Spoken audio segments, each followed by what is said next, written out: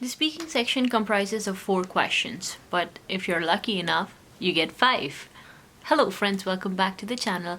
Since I talk about all the pharmacy related stuff on this channel, so the required marks for your foreign degree to be accepted in the United States in TOEFL speaking section would be 26.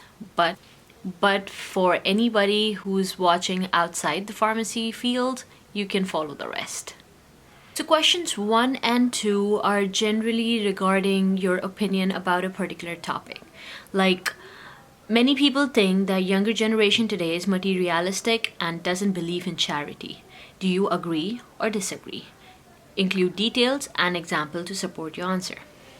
Now, read the question again carefully. It says include details and example to support your answers. So on the TOEFL exam, you're given a piece of paper and a pencil to write down notes. I want you to structure your notes exactly like agree, disagree, reason 1, reason 2, and then conclusion. Now think about the randomest thing you can to support your answer and give examples. Remember, they're not testing on how well you know the younger generation.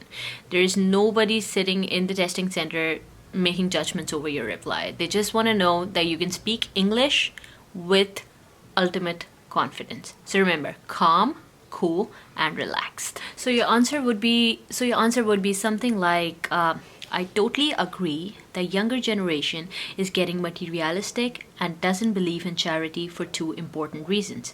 Number 1, there are more and more social workers we have today than any other time. For example, I had a friend back in school. She started her own charity house online and collected money for the needy over the internet. Now she owns an NGO that serves hundreds of needy children every single day.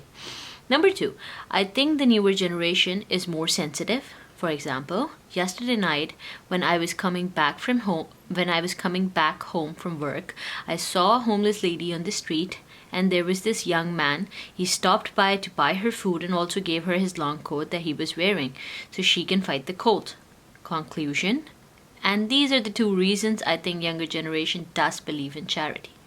Period. No fancy words, no long stories. Just say whatever comes to your mind and support your answers with scenarios that actually happened in your life. It makes it way much easier. I know it will be hard at first because you only get like 15 seconds to prepare and then 30 seconds to speak. But trust me, with time and practice, if you keep doing this on a daily basis, you will get there. So for the question that I just mentioned, your note should look something like disagree, more social workers now, friend-owned NGO, young people more sensitive, yesterday night, young man, conclusion.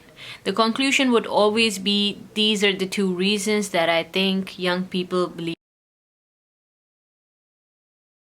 this or that. Do you see how I've used shortcuts to write down my notes? Now you need to get comfortable with this writing style.